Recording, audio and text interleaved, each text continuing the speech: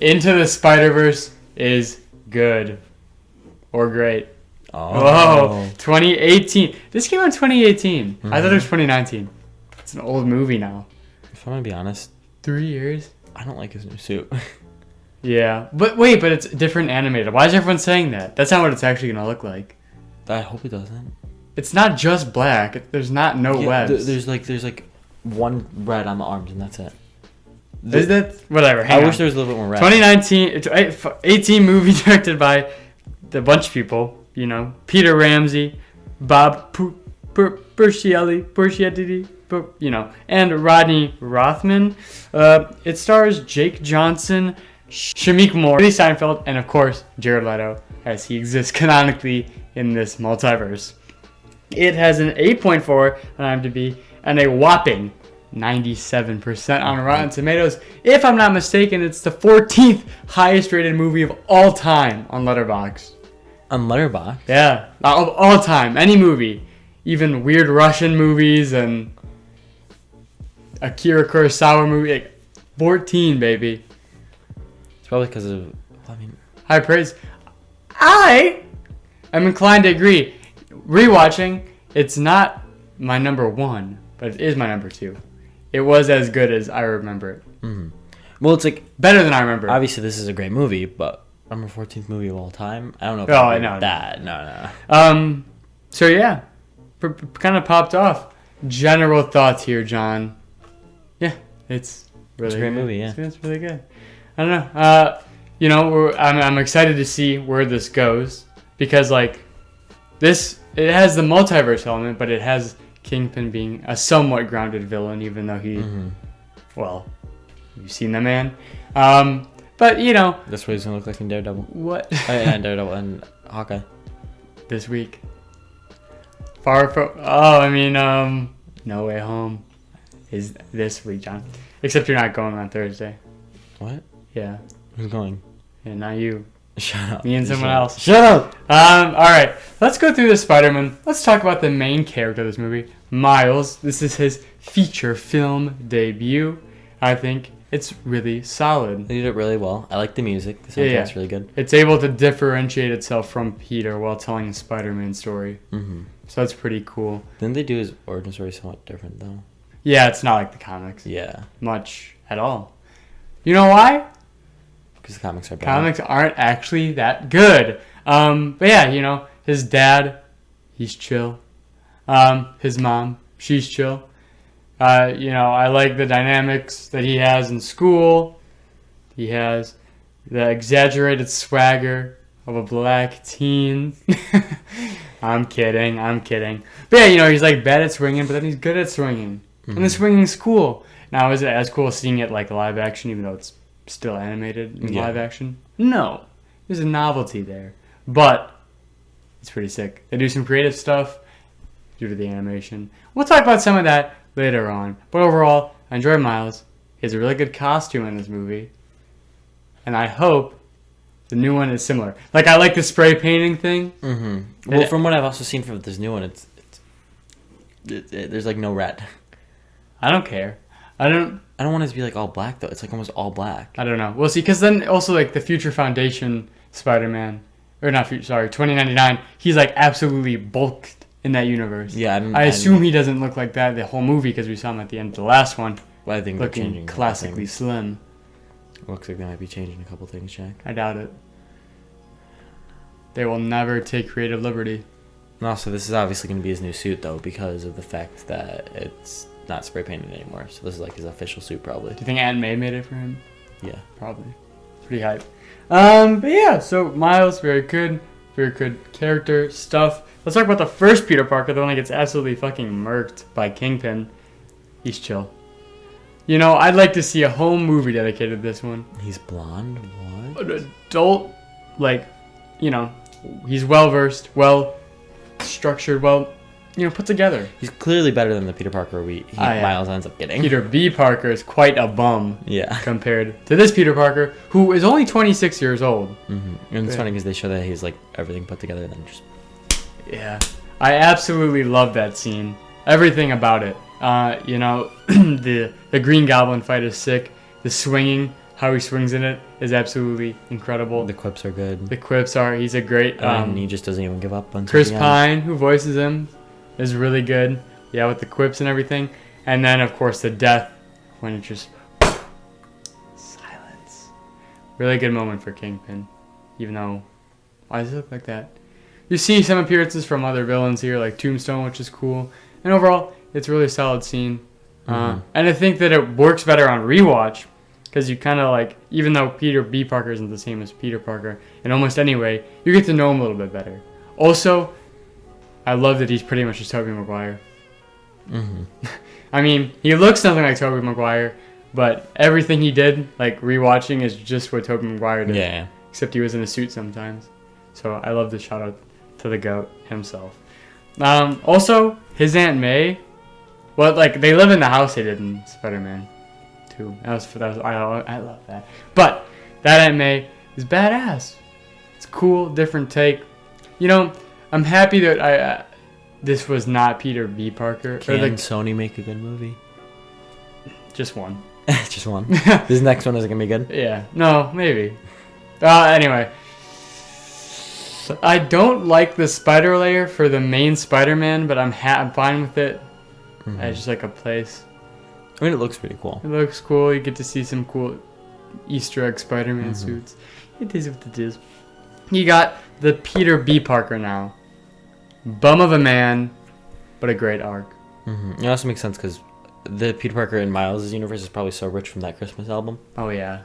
So like that's why he's able to make such a... And Spotify pops off around November time, I just know it. Also, movies and marketing and cereal, which, of course, I'd be buying a bunch. That's why he's able to get that entire cave. Exactly. That's why Mary Jane stays with him. Oh, yeah, actually, Peter B. Parker breaks up with Mary Jane because he can't come without killing her. So sad, so sad. A web comes out every time he comes. Oh, which is radioactive, John. Instead of sperm, it's little spiders. There's a good visual for everybody. Stop. Yeah, and then he's fat and he eats pizza and stuff. I strive to be this type of Spider-Man. But, you know, I love this. You're bulking right now, Jack. Of course. The sweatpant fit. Oh, yeah. Fire. The gray sweatpants. Fire. You know, he has a good arc. I think he probably has the strongest arc because it's like, Miles, it's kind of like, okay. Like, we've seen this, it has a different spin on it, but the arc itself isn't unique. And not that Peter B. Parker's is, but it's cool to see. Also, I obviously, I'm a Peter Parker fan at heart. So I hope that Peter B. Parker becomes more like Spider-Man again in this next one. Yeah, rather than it's being interesting like if still bummy and stuff, you know what I mean? I'm curious. Obviously, Spider-Gwen is going to have as much screen time, but I'm curious to see if he will. Yeah. Or any of the other ones. I'm assuming they'll all make appearances at the very least. Yeah, I was wondering how much Peter B. Parker is going to be in Except this maybe one. Penny Parker. We'll get to her, but, you know. Yeah, I don't think she'll Not very memorable. And, but like, you know, John Mulaney is probably doing crack right now. I don't know if they can really schedule that. So, you know. Then we have SpiderHam. Speaking of. John Mulaney is incredible. Yeah, he is. Doesn't he not do crack anymore? Didn't he go to rehab? He went to rehab, but this happened earlier. Yeah, but like also like, I feel like the crack was the only thing keeping him and his wife together. That's why they got divorced after. When he was she said no free. more crack, and he started crying and broke up with her. No. Like he was free of it, and then he's like, I don't need her. Yeah, exactly. He's like the crack was the only thing keeping him there. Okay, good, John. That's our John Mulaney theory of the day. Yeah. we do this every day. We come up with a different theory. But yeah, I think he is the perfect spice. Also, SpiderHam is the encapsulation for me of the possibilities of this type of movie. Because like when he just brings out the hammer, I love that bit with Scorpion. So what are you gonna do? And he just like bonks him, and like the different animation style. It's just really cool. And also, of course, I didn't think they could legally do this, but when he says "that's all, folks," I feel like they don't own the word. That's Sony all. does not, but it's definitely trademarked. They probably did just enough for them to not get sued. Probably.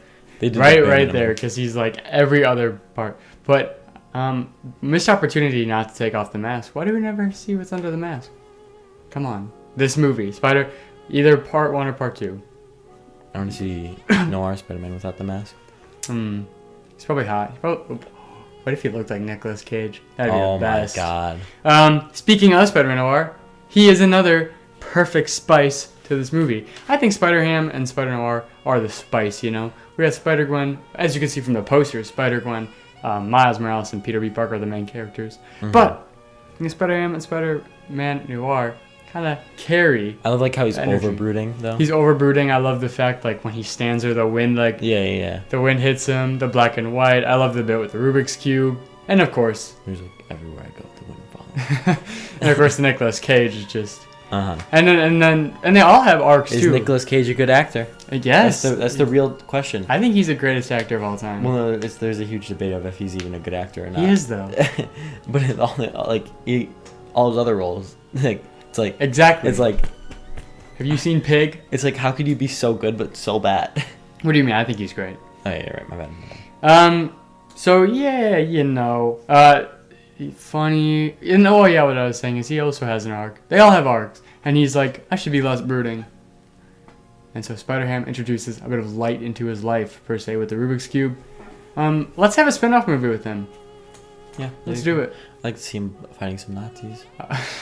Let's also SpiderHam would be interesting if they could do it with like Marvel characters, and we got to see like animal versions of other. Yeah, we get to see the Marvel like animal Avengers. Yeah, that'd be fun. So, you know what I think they should do? They should bring in the.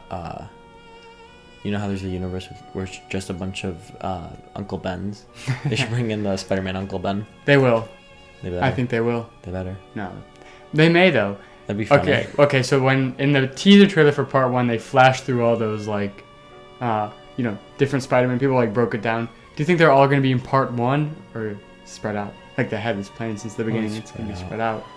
I think it's funny that this one's Part 1 and the other one wasn't Part 1. Yeah. So. They got a lot more coming then. Yeah, hopefully this isn't the end. I feel like it's been a while since we've gotten a movie called Part 1 in it. Yeah, it has. I can't think of any. Since like the Hunger Game era that we've gotten like a Part 1. It's a rough era. It's coming back, Jack. No! It's coming back. No. Well, if anyone paves the way, it's Spider-Man. And then we got SpiderGwen. Fun. Cool to see her. I think that she's definitely the least interesting to me that we've gone over, other than maybe the first Peter Parker. Because he's sexist. Of course. I try. So, but yeah, she has good moments. I like the undercover thing. When she saves them, it's pretty snazzy. I just remembered something about about Spider-Man 2. What? I just watched a TikTok and this guy's like, there's originally a love triangle between MJ, Peter, and Doc Ock. No. In the script. And Sam Raimi read it and was like, no. Oh. Sam Raimi the goat. No, but it's always been weird to me that like this Spider-Gwen is dating Miles in this. And I know. But it's assumed that Peter B. Parker probably had a history with a Gwen. Yeah, and then this one's like she's like a younger Gwen. Like it's so weird. It's so weird to think about. I honestly don't think they should have made a Spider-Gwen and then like a Miles relationship ever. Yeah, it's kind of strange. It's fine being platonic, though it's obviously not going to be, as Miles is down fucking bad in just the like 5 seconds that we saw. But it's fine. Get it, I guess. Whatever. I like her backstory though. Where Peter Parker dies and he was a lizard. Yeah, that's cool. So Spider-Gwen, I'm positive on her as a person. Then we have Penny Parker. Interesting take on Spider-Man as a thing, but she just doesn't get much to do. Yeah. She doesn't really have much of an arc. Yeah, she's kind of like her arc just gets destroyed. She has some cool like, anime-inspired moments, but other than that, I think she was mainly just brought in to bring a different type of animation in. Yeah, and appeal to a different audience. Probably, it probably did. It probably worked. And I'm not complaining because it's not like she took away from anyone else. She just added a flavor. So yeah, the Spider-Men are pretty wicked, if I may say so myself. Spider-Men and women. Man means all types of people, John. But why is one called Spider-Woman? I don't know. Because she wants to be? These are the questions we should be asking. They respect her pronouns, John. Okay. Kingpin. Let's talk about the villains. So Kingpin is essentially the main villain. I think he's an alright adaptation of Kingpin. I feel like it's kind of just like a straight, like it just makes sense. It's like, not like anything extraordinary, but it's not anything really below. All the villains in this are kind of just to forward the plot. Like he has motivation, but it's whatever. He's no or he's no Kingpin from Vincent D'Onofrio from. I feel like the villains are easily forgettable in this movie. Yeah. They're like cool because it's cool to see like different takes on all of them. But I like his presence. He forwards the plot. But I don't think he has any very memorable action scenes. As like the final fight looks cool, but his part in it, can do without. It's whatever. Let's talk about the Sinister Six, starting with Doc Ock, I guess. It's a cool take. Once again, Amy Pascal's starting to look like her. Oh yeah, I see it, but it's like huge and like blonde. She looks like she's on crack, bro. She does. But yeah, I like the different take on like the plushy arm things. All the teases. Yeah, I remember it was very unexpected when that came up. And yeah, she has cool moments. I like her motivation. I think she's more interesting to me than Kingpin. Yeah. And yeah, so overall, good. Also, I like the appearance of Tombstone is cool. I like Scorpion a lot. Once again, he does almost nothing, but it's a cool take. He's a real Scorpion. And see, I didn't write them down. This is a test for myself, John. I can't remember any of the other ones, so they can't be memorable. Who else was there? Because Prowler we were gonna talk about in a second. Yeah, Prowler's different. I was gonna put Uncle Aaron in a separate category because I really like his presence. Yeah, we talked about it, but he wasn't there for. I mean, in the beginning. Green Goblin. He's the ultimate Spider-Man. Green Goblin. He's cool. Because Scorpion, Tombstone, Prowler. There's 6 in that one scene when they attack Aunt May's house. We were the ones to go reach for our phones. We got all of them. Does Kingpin count though? Sorry, I got all. Like Kingpin doesn't feel like he should count. It was on me. There's some out there. Oh yeah. Okay. Kingpin just really doesn't feel like he should count though. It's like part of the Sinister Six. No. It feels like he's paying the Sinister Six. Yeah. He's like the big. He's not even like he's not like he's the lead or anything even. Well, let's talk about Uncle Aaron. I think he's a very good version of Uncle Ben. It's a cool take. He's a bad guy. I like the scene where he realizes. I like the scene where Miles realizes. And I like their dynamic. But I can't believe he would like crease Miles's shoes like that though. He's wrong for that. He should have at least fixed those before he was shot. Yeah. I'm like, wait, Kingpin, give me a second. Just like those guys in the malls. Yeah. And they're like, we take tips, by the way. Those motherfuckers. But yeah, and I really like when the dad realizes that he's dead, and he's like, it's Spider-Man. No J. Jonah Jameson. Just realized that. The next one, we're gonna see a Spider-Man version of him. Oh my gosh. We're gonna see him from the Sam Raimi movies with the suit on. We better have J.K. Simmons returning, 100%. Especially after seeing what he can do in Invincible. Yep, and he's just make him every version of J. Jonah Jameson. Then let's talk about the obvious, the animation and the visuals. There's a lot of cool stuff going on. It looks visually incredible, but also... And when he jumps off the roof, too. Yeah, you got that scene. The music goes along with it. But then the creative techniques, you got, like, thought bubbles, and you got the little dots that they do, and the old comics, and you got the different frame rates to emphasize that Miles is fucking horrible at swinging. Yeah. So on and so forth. I'm very interested to see what the next soundtrack's gonna be. I'm assuming they're going wonkier with the visuals for sure. Oh yeah, obviously. Because we didn't go into any other dimensions, so we had like some characters would be different art styles, but now that we're going into different dimensions. We have no clue what the story is at all. No, we don't. I gotta know who's the villain gonna be. We Madam Web or something. No clue. Nothing at all. No Nada. We got the action scenes, which are all very memorable in my opinion. Like I said, I really like the first like multiverse collider thing, but then also how they use just like void of dots and lasers in the final battle is a ton of fun. I think they did fight Miles' relationship with his family very well as well. Yeah, because even though he only has like one scene with his mom, you like his mom. Yeah, and then you really feel it when Miles is like can't even talk to his dad, but his dad's at the door. Yeah. That's emotional. He goes back. Yeah, incredible dynamic. Also, I like that there is a match for the heroes, because like in the background, if you look, every hero is fighting someone or doing something, so it makes the action more fun and more rewatchable. Stan Lee. I cried.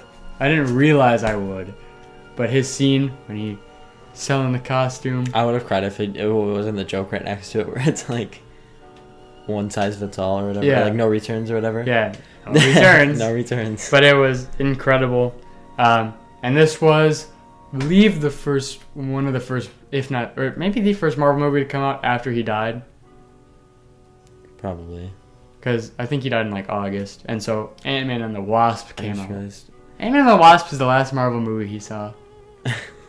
I really wish he would have had one in No Way Home. Yeah.